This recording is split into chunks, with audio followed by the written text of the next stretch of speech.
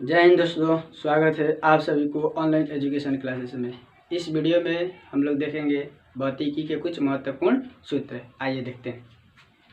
पहला है गतिज ऊर्जा। क्या है गतिज ऊर्जा? गतिज ऊर्जा को अंग्रेजी में बोलते हैं हम लोग काइनेटिक एनर्जी, जिसका सूत्र होता है हाफ mv²। ठीक। अगला क्या है स्थितिज ऊर्जा, इसको हम लोग अंग्रेजी में बोलते हैं पोटेंशियल एनर्जी। ठीक। इसका सूत्र क्या होता है mgh। m मतलब मास यानी द्रव्यमान, g मतलब ग्रेविटी यानी गुरुत्वाकर्षण। ठीक। या g के मान, छोटा g के मान हम लोग क्या मानते हैं 10 मीटर प्रति सेकेंड। ठीक। h है हाइट।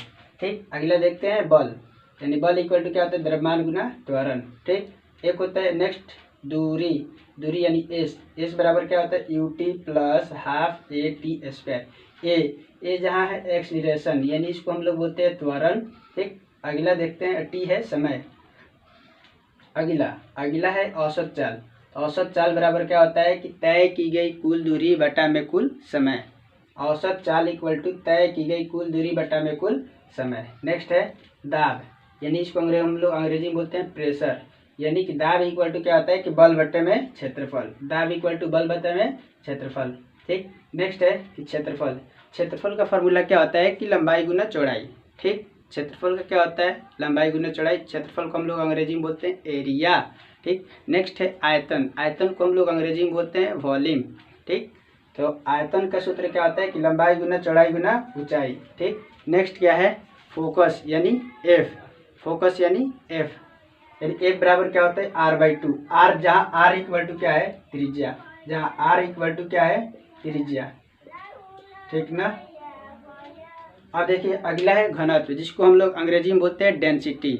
अगले क्या है घनत्व, जिसको हम लोग अंग्रेजी में बोलते हैं डेंसिटी, यानी घनत्व इक्वल टू द्रव्यमान बटे में आयतन। घनत्व इक्वल टू द्रव्यमान बटे में आयतन। नेक्स्ट देखते हैं अगला है, ये एग्जाम रिलेटेड बहुत बार क्वेश्चन रिपीट हुआ है रेलवे में, ये बहुत बार रिपीट हुआ है रेलवे एग्जाम में। ठीक। तो हम लोग आगे देखते हैं गतिज ऊर्जा।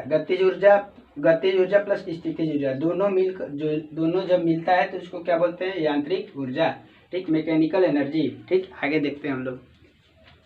आगे है एक एचपी को बोले यानी हॉर्स पावर। एचपी मतलब हॉर्स पावर। एक हॉर्स पावर बराबर क्या होता है 746 वाट। एक हॉर्स पावर बराबर 746 वाट। अगला है आइंस्टीन सूत्र। आइंस्टीन सूत्र यानी ई इक्वल टू क्या होता है mc²। ठीक।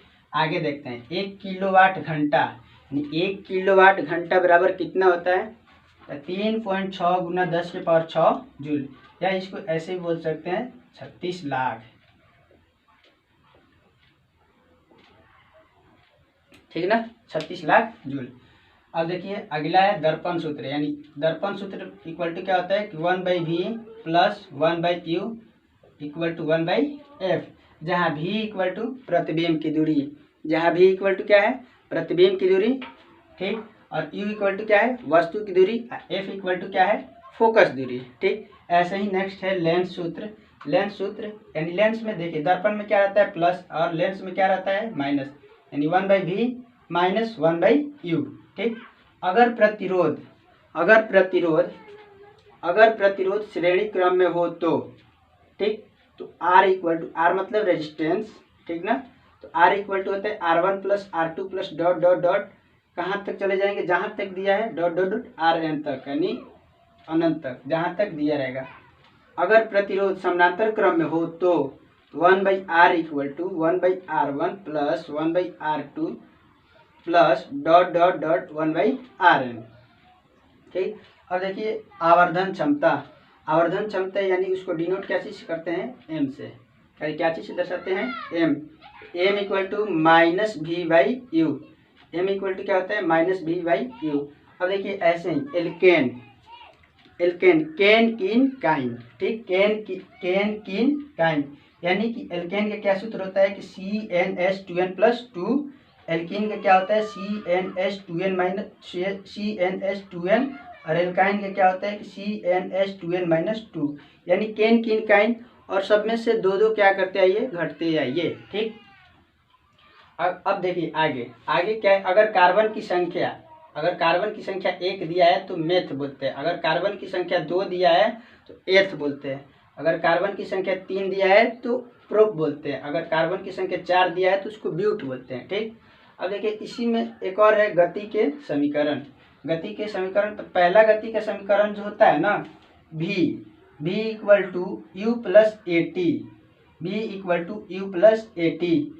तो इससे क्या पता चलता है, गति के पहला समीकरण से हमें क्या पता चलता है, तो इससे वेग और समय का पता चलता है, इससे वेग और समय का पता चलता है। ठीक, अब देखते हैं, अब पूछिएगा आप लोग कि v बराबर क्या होता है। v इक्वल टू अंतिम वेग, u इक्वल टू प्रारंभिक वेग, t इक्वल टू समय, a इक्वल टू त्वरण। a इक्वल टू आप क्या बोल सकते हैं, त्वरण, एक्सीलरेशन।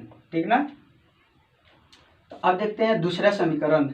दूसरा समीकरण क्या है कि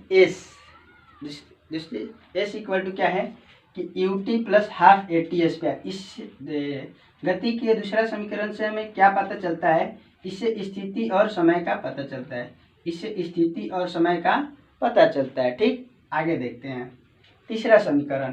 तीसरा समीकरण क्या है कि v square equal to u square plus 2as।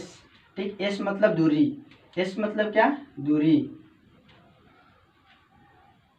अब देखिए इससे क्या पता चलता है कि स्थिति और वेग का पता चलता है। आप लोग की जैसे हम बताएं कि v मतलब क्या होता है, अंतिम वेग। ठीक, u मतलब क्या होता है, प्रारंभिक वेग। t मतलब क्या होता है, समय। यानी कि किसी भी वस्तु की दूरी, यानी v अंतिम वेग होता है और u प्रारंभिक वेग और t क्या होता है, समय। ठीक,